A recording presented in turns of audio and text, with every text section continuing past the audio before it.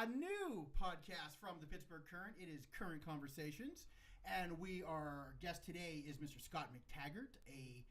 He'll help your small business grow and grow and grow till it's no longer a small business, but a big business or a big small business. But we're going to talk more about that and some of the things he has coming up. Bethany Rue, my partner in crime, is here, and we're excited about this. We have this, and we have, of course, we have the music, the current concert series, and tomorrow morning, 10 a.m. as always, live from Sorgatron Media in the heart of Beachview. You're is kind the of Pittsburgh usurping Current podcast. my news that I have. Bethany, you have anything on your notes there that you'd like to talk about? Why, Charlie, I thought you'd never ask. First of all, I would like to point out that our drinks issue just hit the streets yesterday, chock full of all kinds of information, not just about drinks, but our usual arts, music, entertainment coverage. But there are some really cool features in here, like we did our Glass of 2019 yearbook style senior superlatives. So make sure you're picking this up and checking this out. Right now, though, I would like to preview some upcoming events. Like you said, tomorrow morning, 10 a.m. live from Sorgatron Studios down the street, we are going to have Dave Bracey and Mike Potter, the founders of Fresh Fest Beer Festival, the nation's only black beer festival, are going to come in to talk about how they're sort of changing the narrative on the entire beer circuit and all the exciting things they have coming up to really get you guys pumped for that. And also, I'd like to point out there's still 4 days left to vote for Fresh Fest to be one of USA Today's 10 best beer festivals in the country. So you can vote every day. Make sure that gives you 4 more chances to vote. Get those votes out there. Let's let them bring home a win for Pittsburgh. This Saturday, to celebrate our drinks issue, we have our Raise a Glass bar crawl. We will be crawling through Lawrenceville, starting literally. Literally. It's thank God Lawrenceville's flat.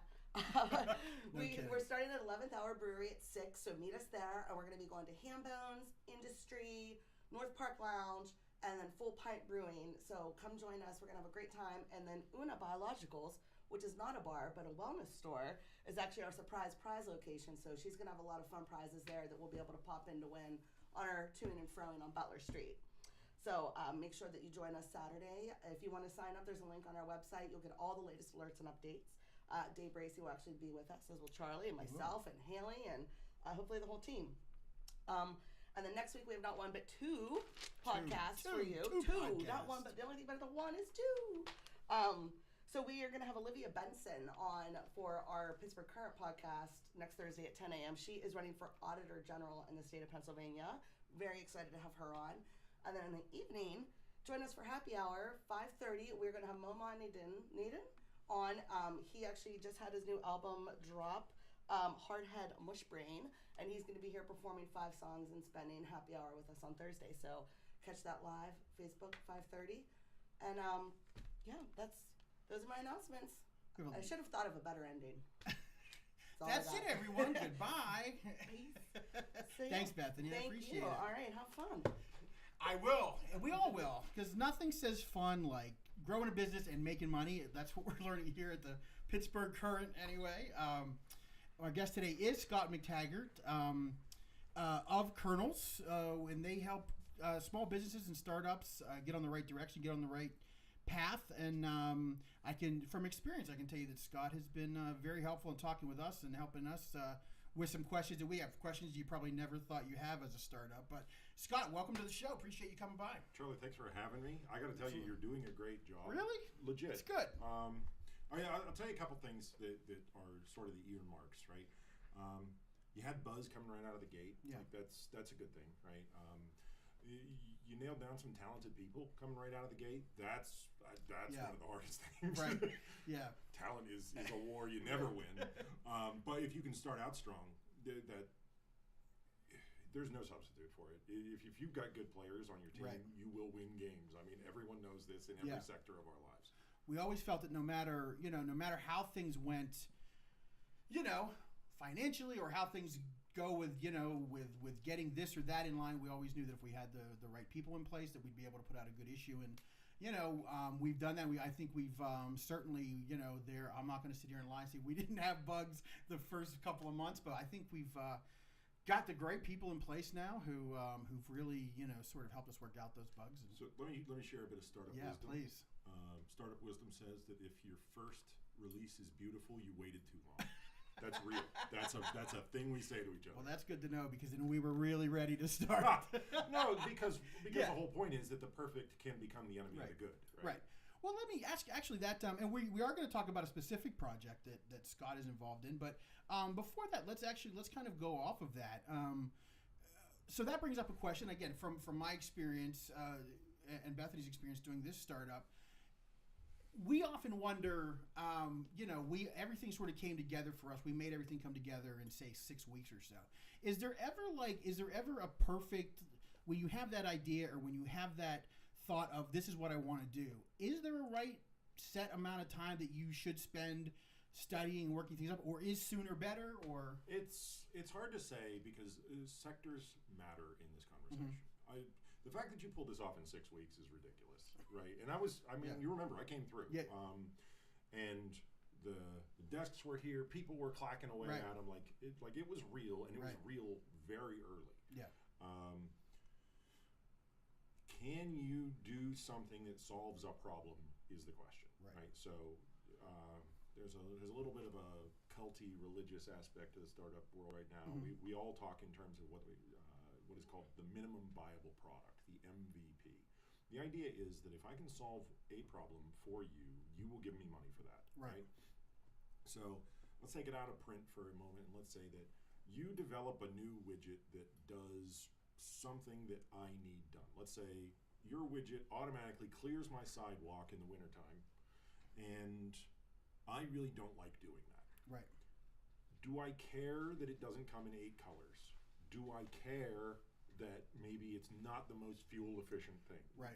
It doesn't have to be perfect on day one, but it's going to take a while to actually get that first iteration of the product out the door.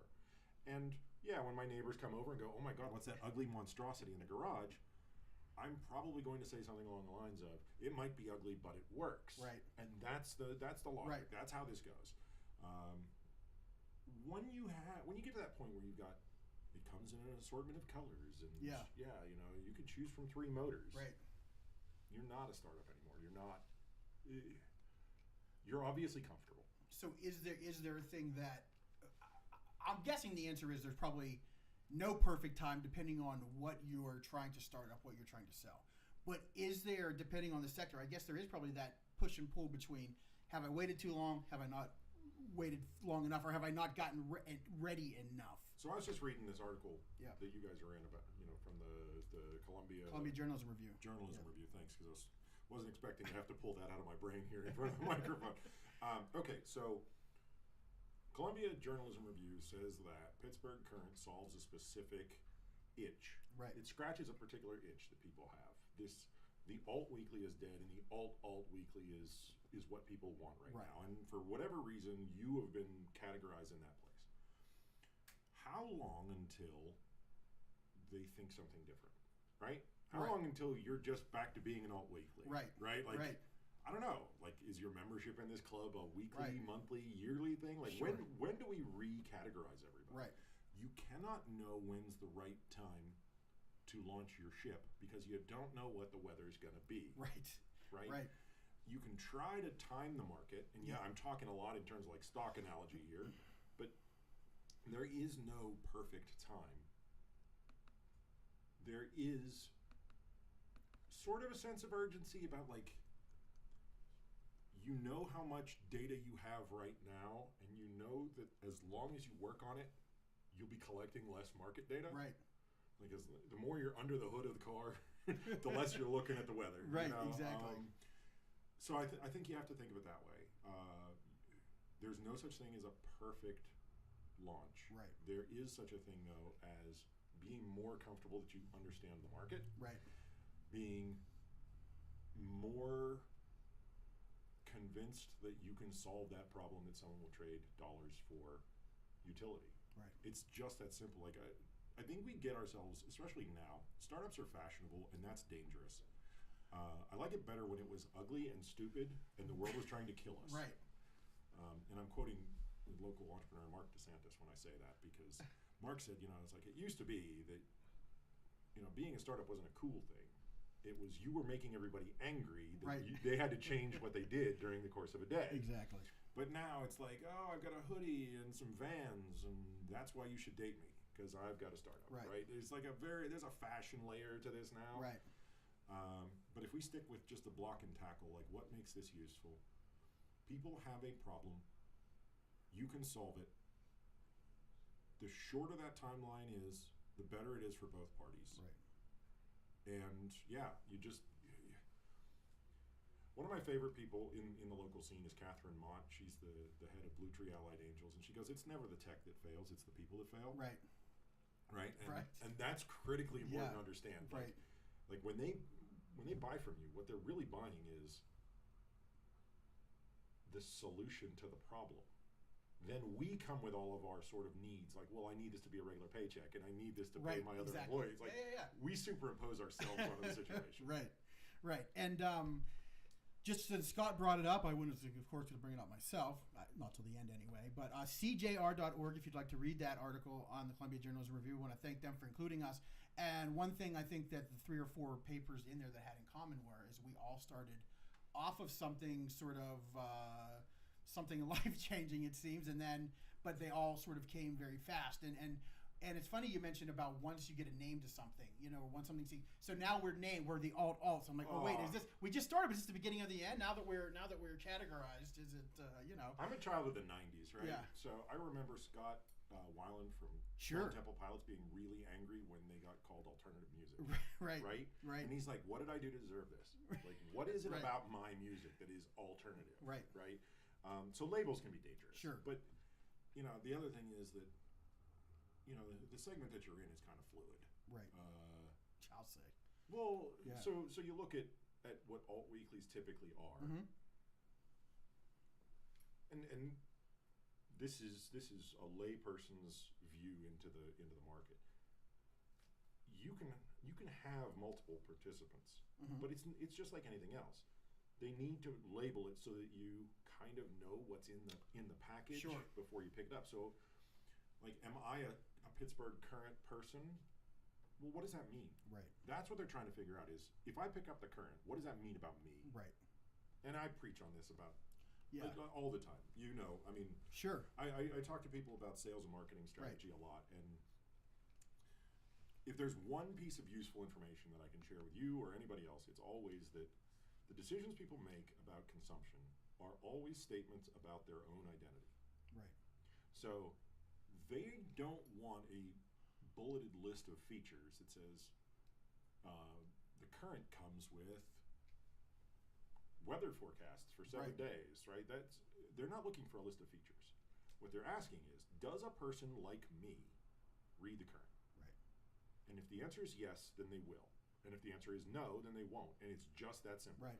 Now, you can sort of play time shift games with that, and you can say, like, it's the person they want to be instead of maybe the person they are right now.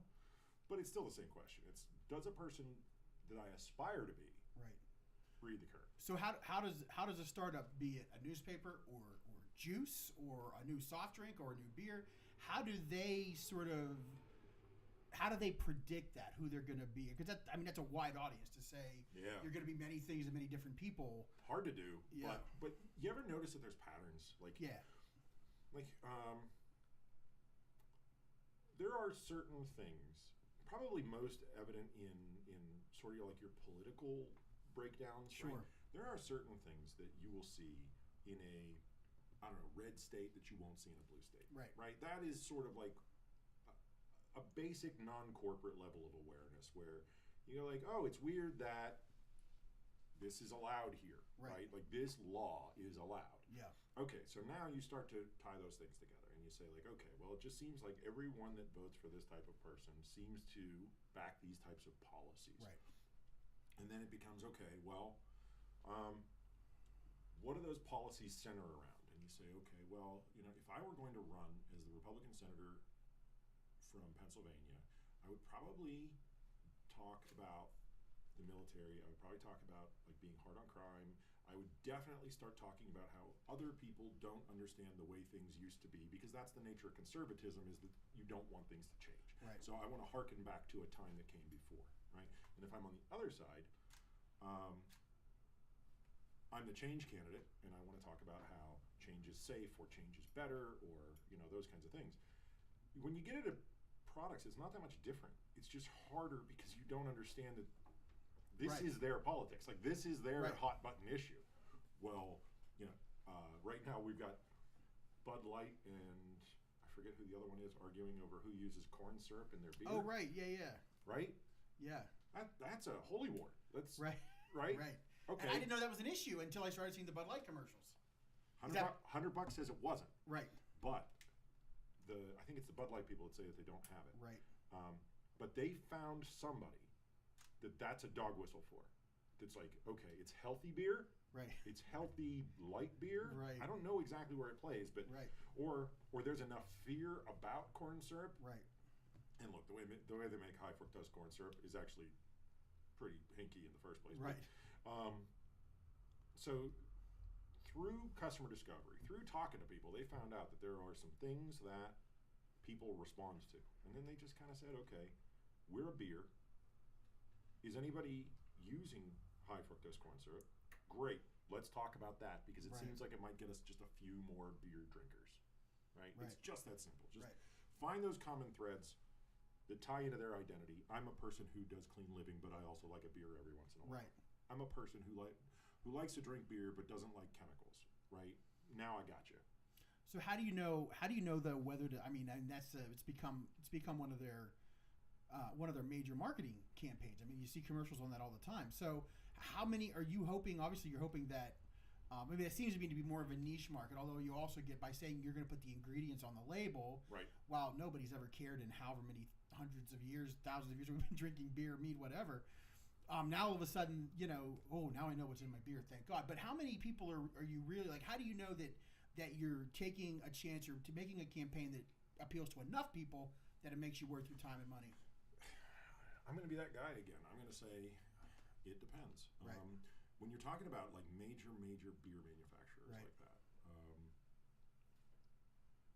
how many people do you think drink beer in the U.S.? There's 330 million Americans. Let's say 100 million drink beer. That's a nice round number to play with, right? Let's play with 100 million.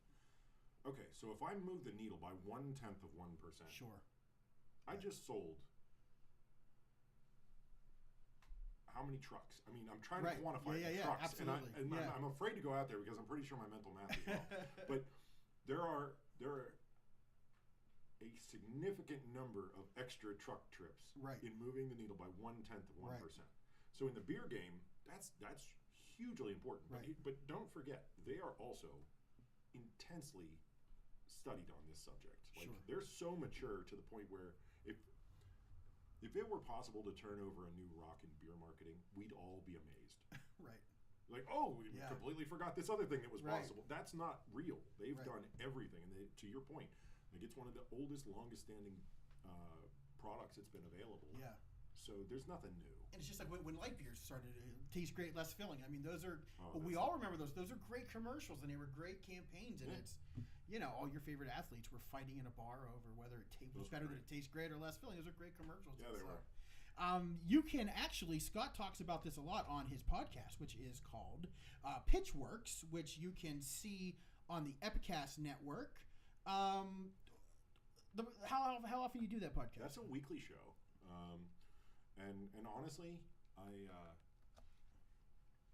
didn't realize it was going to go as far as it did. Yeah. Like we're 125 plus episodes in now.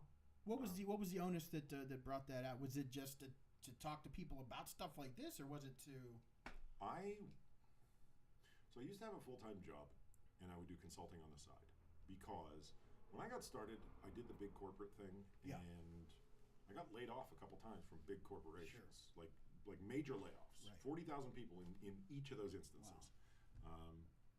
And I just kind of came to the conclusion that I was never just going to have one job. So because you never know, and you got to put bread on the table. So I started doing the consulting thing when I was in between jobs. When I took a job, I kept doing it. And the problem with that is that I wasn't using my vacation time for vacation. I was using it to do consulting. Right. Because it was like it's always time to make the donuts. Speaking of another great old ad campaign, it's time to make the donuts. So I'd fly out to San Francisco most of the time, sometimes New York, sometimes DC.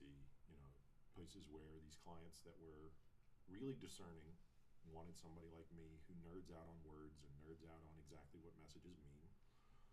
And yeah, I mean, it turns you into a crap father, and well, at least that's what I'm going to blame for it. And I said, well, it's all about marketing, right? Yeah, right. It's all about how you spin it, right?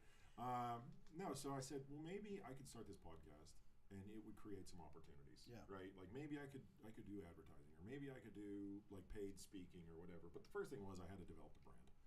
And yeah, we tried a couple things along the way, but the truth of the matter is I just love doing the show. So the show doesn't actually make any money. Like it's going to start here pretty soon. We just signed our first ad deal, but it hasn't made money in 2.5 years. Wow. I just really like doing it. Right, and you have to do it for that long. You have to really enjoy, because that's why some podcasts just sort of absolutely. Yeah, I mean, like every week. We put out a new show with somebody who has like a legitimate perspective and is not afraid to share it. Right. That's rare just in daily life. Yeah, absolutely. Nobody wants to start an argument with like a strongly held conviction. Right. You know, you're standing at the bus stop, you're like, so how do you feel about AI ethics? They're like, you shut up. You shut your dirty mouth. Like that. That's a bad conversation. The 2-letter word. Yeah, right? And that's how I met my business partner, Olga Pagoda, because this is hilarious. So, like my 7th episode, we had Boxy, which is a local 3D printer. Mm-hmm. Like it's a desktop fab lab. I don't want to get an angry call from Joel after the show. He'd be like, you sold me short. It's a 3D printer. It does like CNC milling. It has a laser etcher, but it's all in one piece. And I had them on the show because I thought it was fascinating. And hardware startups are generally regarded as being more risky because you could end up with a warehouse full of product that you didn't ship. So that's an interesting cat to have into the studio. He's like, tell me why you were willing to roll the dice on a warehouse full of 3D printers. Right. And this person starts liking and sharing every post about that, like the Boxy show. And I look at it and I was like, who in the world is Olga Pagoda? And I read her Twitter bio, and in classic Pagoda fashion, it's like the most humble thing you've ever read. It's like, I'm a mom, and I like working with wood, and I also happen to be the liaison of the White House, and like, you can hear the tires screech, like the brakes screech, and you're like, I'm pretty sure I just read that she's the liaison of the White House. Scroll up, and you're like, yeah, she is. So that's what she did. She was heavily involved in the White House and the DoD efforts for like makerspaces, hackerspaces, like all those things where makers are creating new things. But Olga's spin has always been, what's the entrepreneurial bent on it? Like, how do you create a new product? And literally, I guess what I'm saying is, if I hadn't followed that and actually decided to do the show, I never would have met Olga. Kernels wouldn't exist. I wouldn't have a business sitting here today in front of you that is my full-time job. I'd still be side gigging it the way I used to. Right. I needed a partner to make it real, or she gives me more of what I need to make it a fully balanced breakfast. Right. No, I know exactly what you mean. I mean, that's, I've probably had been talking for years about, I'm going to start my own newspaper. But really, until I sat down with Bethany. I recognize that fist bump. Oh, you kids. That impotent fist bump where you're like, someday. Right. I'll have my own ink. But it was sort of, it was her, screw it, let's do it. And so that was, having a partner on any venture, I think, is and having the right partner, obviously, is I want to tell you something else. You're like the third person to agree with me, and also like your partner in crime is a woman, and I'm going to tell you what it is that we're tapping into. Okay. Because I mean, they deserve a certain degree of credit, right? We come from a place where our achievements are recognized. If only maybe because they know that we expect them to be recognized, but I don't think women have the same experience at work. I think a lot of times they go unrecognized. So what you end up with is these like hilariously well-credentialed, well-traveled, smart women, right, that haven't gotten as much of the credit that they deserve because we as a, like, if you want to define like men as a culture, we've put a lot of our stock in like how many certificates did we get, how many good write-ups did we get, whatever. Absolutely. But I think a lot of times, like for women, it's hard because it's like every time you turn around, it's like, well, you did great at work. Too bad you're a bad mom. You did great as a mom. Too bad you suck at work. Like, you know, like they hit them from every which way. And in a weird sort of like exploitative fashion, I'm going to say it made them better. Like it made them better business people. Yeah, absolutely. And that's what I think you and I tapped into. Because Bethany, yeah, she's a spark plug. She gets stuff done. But part of that is the fact that you have to. Right. Like you got to get the kids to where they're going. You got to get the business done. You got to keep the customer happy. You got to be up early enough because somebody puked in the bed, right? Right. Like, and dads aren't shirking that puke in the bed responsibility as much as we used to, but we're still doing enough. Yeah. That's a thing. Right. So yeah, I just, you know, I think that's one of the interesting things I've discovered while I've been doing the show as well is that I think female business people have been ascendant now for a few years. Because they get stuff done. Yeah, absolutely. Speaking of getting stuff done, we're going to kind of, not really switch gears, but we're going to talk about a new project that you're involved with. One that I think is a pretty great idea. So Scott's here to talk today about a crowdfunding opportunity. Where the ultimate goal is to eliminate the food desert that exists in the town of Clairton through a Pittsburgh-based nonprofit known as Greenhouses for Everyone. And what platform are you using for this? We're doing that on GoFundMe. GoFundMe. So first of all, this campaign is near and dear. Right. So we do crowdfunds a lot. Sure. And we do crowdfunds a lot in the sense of like, give me $5 and I'll send you a sticker, and that's great. You know, there's nothing. I'm not taking anything away from those people. But there are times when what we're raising money for is literally children eating clean food. Yeah. And we're not going to get rich on this campaign. Sure. This is just something that I like to say, what's the point of having power if you can't abuse it every now and again? So if we own the company, we can decide that we want to take something that is like not a money printing machine. Yeah. This is that type of campaign. Right.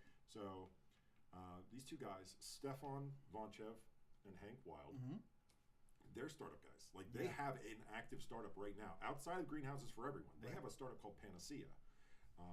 It is agricultural technology, which is, if it's not the hot thing right now, it's about to be. Right.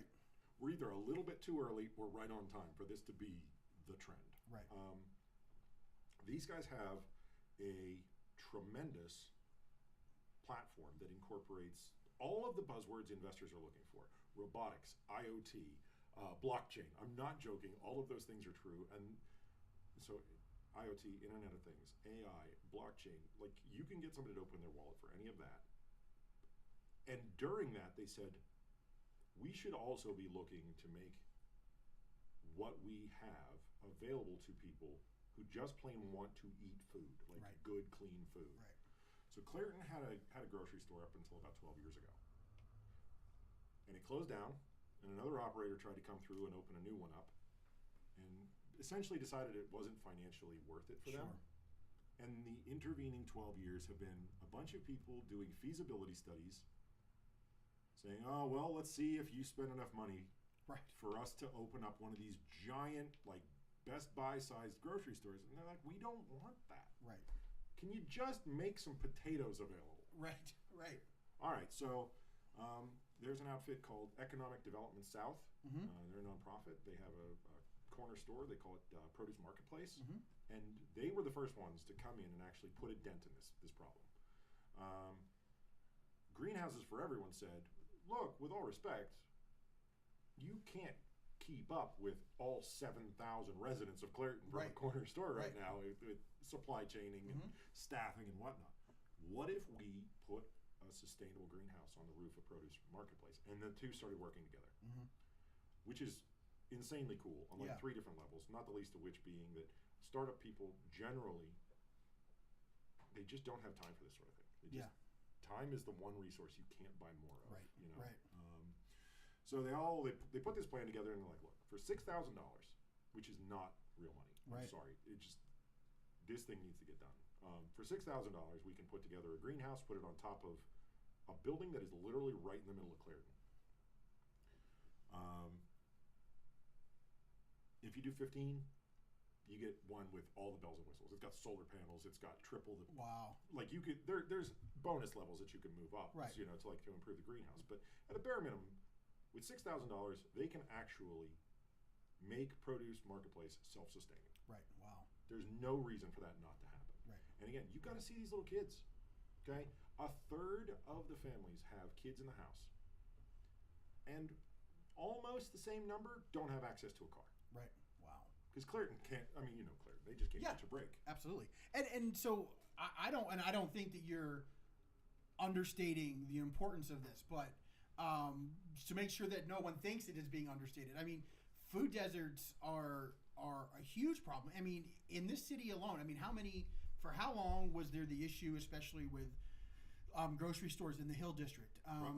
And the thing is there's always the place down the street where you can go and pay $6 for a bag of Doritos or like $3.89 for a Pepsi.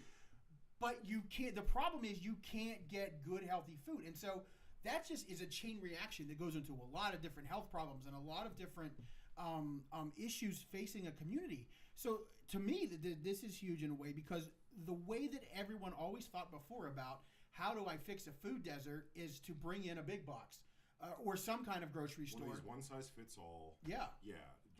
And that may not be the answer to your problem, but this seems like something that's scalable on almost any level, I would think. Now, these are all very sweet people. Yeah. But you know me well enough to know that I'm not one of them. Okay. Right. So, like, if I'm a little pissed off, honestly, because I keep having people tell me, like, well, why can't they just go to the Giant Eagle in Elizabeth? Oh. It's just across the river. Right. Okay. So let me tell you what the hole in that theory is. Right. First of all, so you're one of those, 1/3 that doesn't have access to a car. Okay, so a 4-mile bus ride is longer than you think it is. Right. And I challenge you to ride the bus more often if you think otherwise. Right. It's like that is not high-speed transit.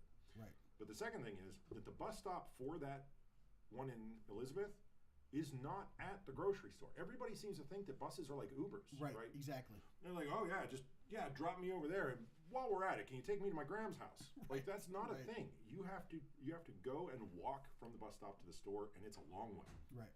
Second, let's not forget the bit where you got arms full of bags. Right. Okay, unless you're making a quick 3-hour trip. Right. Right. You're just taking a quick 3-hour convenience trip to the Giant Eagle, which, by the way, they don't shop at anyway. Right.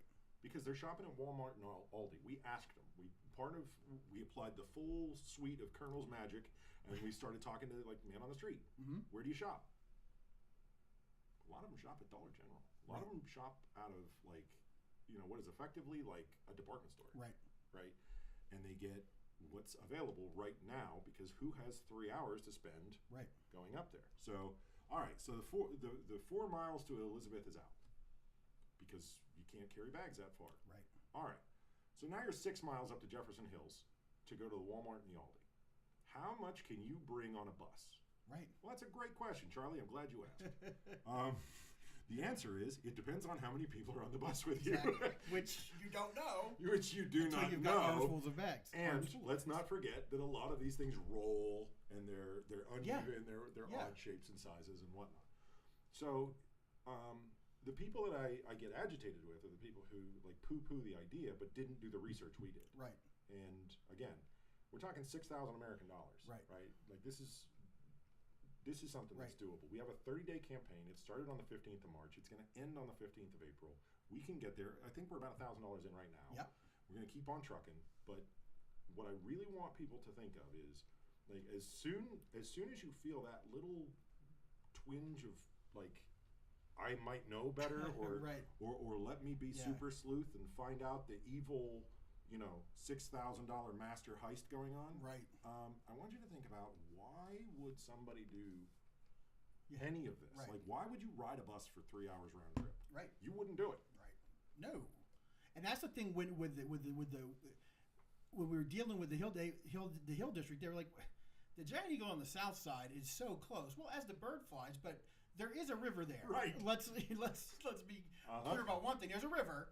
And yes, there's a bridge, but so that automatically the transit, all of a sudden that's a whole deal. And again, as you said, I lived on the south side in my much younger and dumber days when I back in the early aughts when the south side was even more of the wild west. The early aughts. That's one of my favorite phrases. Most people don't know what I'm talking about. But in the early aughts on the South Side, children.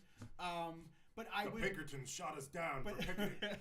But that's where I would go to. I would go to that Giant Eagle occasionally, and you would see people loaded up with groceries, and they've got their kids, because where are they going to leave their kids? They've got to bring their kids on this, on the shopping trip. Plus, the kids need to carry some shit, because there's a lot of stuff. And when you're making that kind of trip, you're not making, as you said, you're not making a trip for a box of cereal. You're buying the groceries you need for at least a week. Because you've invested too much time to do anything else. And at that time, I always found when I would attend council meetings or I would attend planning meetings and they're trying to solve this problem, it was usually white people with money and cars who always said, let them ride the bus. Let them ride the bus. Exactly. It's not that long. Exactly. I don't see why this is hard. Exactly. Get a kayak. Yeah. And you put in at the. Well, and that's one of the things, right? Is you have to do the research, right? We have just an epidemic of people with drive-by opinions and hot takes. Yeah. And it used to be that the wisdom of the crowd could be trusted, right? Right. But I'm not 100% sure anymore because, again, I've seen so many people say, like, oh, it's only 4 miles to Elizabeth. I'm like, yeah. And then when you get there, you have to walk another half mile, quarter mile, right? You got to do the legwork. You got to do the research, or please just keep your thoughts to yourself. Yeah. I have no chill for this anymore. I'll tell you something else.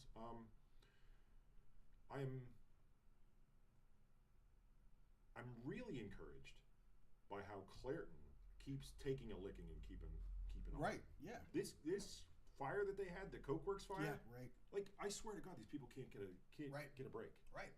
And how long did it take to report that? You probably know better than I do. I think the fire happened in the second half of December, and then we found out about it the second half of February. Right. Does that feel right? Yeah, sounds right. All right. And it's just like, just add it to the list. Like, right. Now let me make it even weirder for you. So my good friend Anthony is a environmental engineer. One of the things he does is, like, he detoxifies soil. Mm-hmm. So I have a unique perspective on this. If you try to grow soil in one of those industrial towns, I'm sorry, I said that wrong. If you try to grow, like, your own garden in your backyard in one of those industrial towns, you have no idea what's in it. Right. I'm here to tell you, you don't want to know. Right. And it's terrible. Right. Like I know that people that, like, they lived through World War II and the Victory Gardens and whatever, they think that they can just fall back on that. But you forget the heavy metals that were blown into the air. And where did they land? I promise you it wasn't the moon. Right. It's like within a mile radius of the smokestack. So now you've got, like, heavy metals and arsenic and all this crap in the tomato that you're proud of having grown. You can't win. There's nothing more expensive than being poor. Right. Absolutely, no question. So I believe Jake has put the info up, or you can go to the GoFundMe page. You're my favorite, Jake.